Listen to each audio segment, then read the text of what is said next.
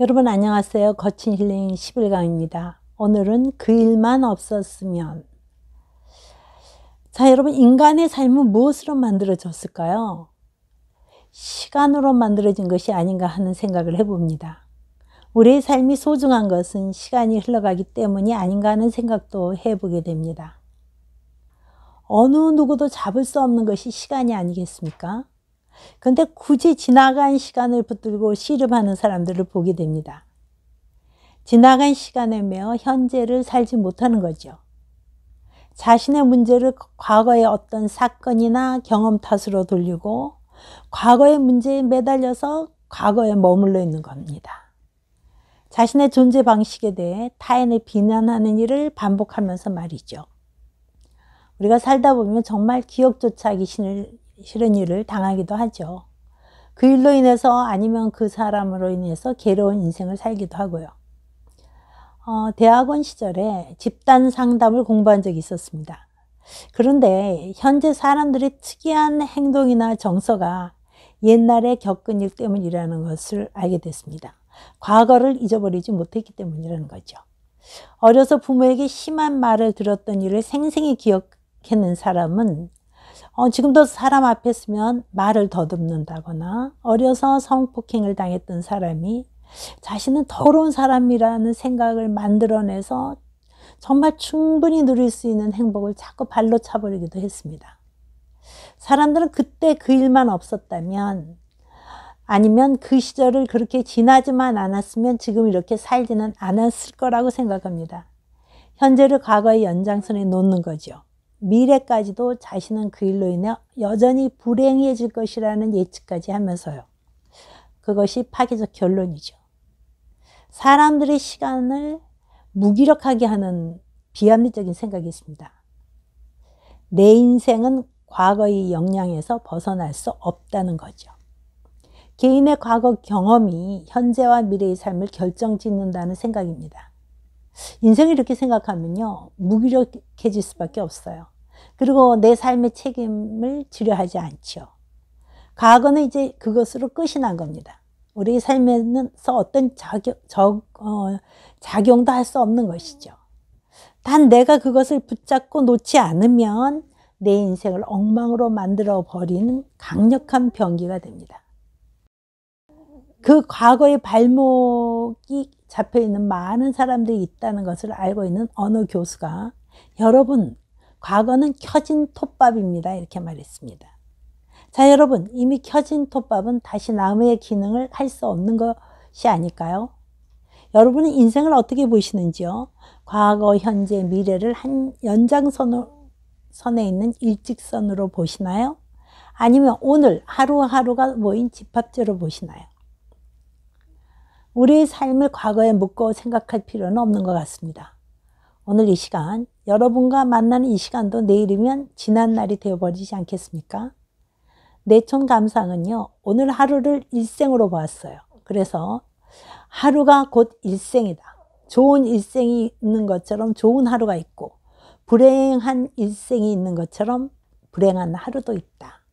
하루를 짧은 일생으로 보아 한날의 시간을 소중히 해야 한다.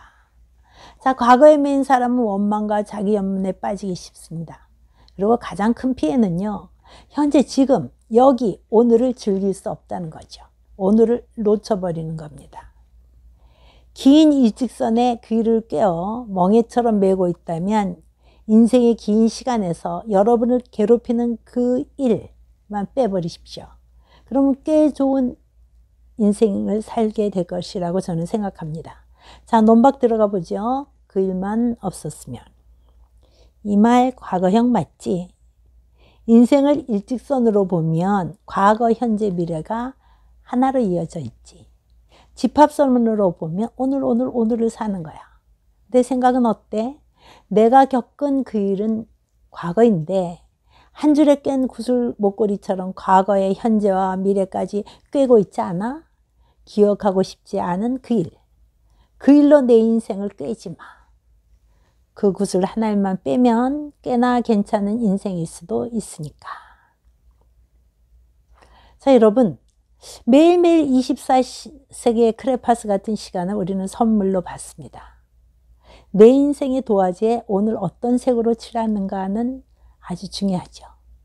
어렸을 적에요. 도화지 한쪽에 그림을 그린 적이 있었어요. 한쪽에 집을 그렸는데요. 잘못 칠해서 고치려고 더 칠하고 더 칠하다 보니까 시꺼먼색이 되어버리고 하얀 백지 상태에는 그냥 검은 손자국이 얼룩져 있었어요.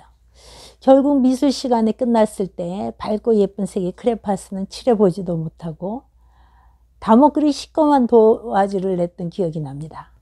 우리 인생이 끝나는 시간에 검은 도화지로 검은 색깔로 얼룩진 그 삶의 시간을 내어 놓는다면 얼마나 비참한 일이겠습니까?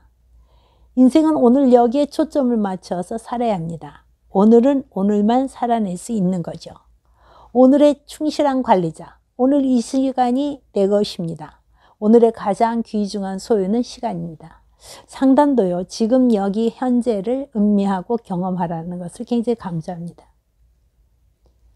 여러분을 붙잡고 늘어지는 그 일, 여러분이 없었으면 하는 그 일은, 그리고 아니면 그 생각은 여러분 자신이 머리에 둥지를 틀고 머물게 하는 것일 뿐입니다. 펄스는요, 지금 위에 존재는 없고 힘은 현실에만 존재한다라고 말했습니다. 루이스 빈 스톡 박사는요, 아주 의미 있는 말을 했습니다. 어제는 다시 돌이킬 수 없다. 내일은 우리의 영역이 아니다. 오직 지금만이 우리의 시간이다 라고 했습니다. 교수이며 유명한 저술가인 윌리엄 오슬로 교수는 자신의 삶의 규칙이 있었다고 해요. 매일의 칸막이라는 것이었는데요. 배를 타고 여행 중에 보니까 그 여객선에서 선장이 어떤 스위치만 탁탁 누르면 철문이 탁탁탁탁 닫혀버리면서 물이 새는 것을 막는 장치를 하는 것을 보았어요. 그래서 그는 그런 생각을 했죠. 매일매일 우리의 생각의 스위치를 눌러서 과거의 짐이 오늘에 흘러들어와서 생각을 어지럽히게 하지 말고 또 다른 스위치를 눌러 미래, 내일의 걱정이 들어와 나를 짓누르게 하지 못하게 해야겠다는 것이었습니다.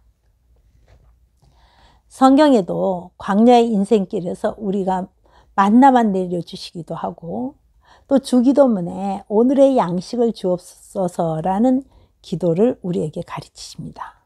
오늘에 유의해 주셔야 할 것입니다.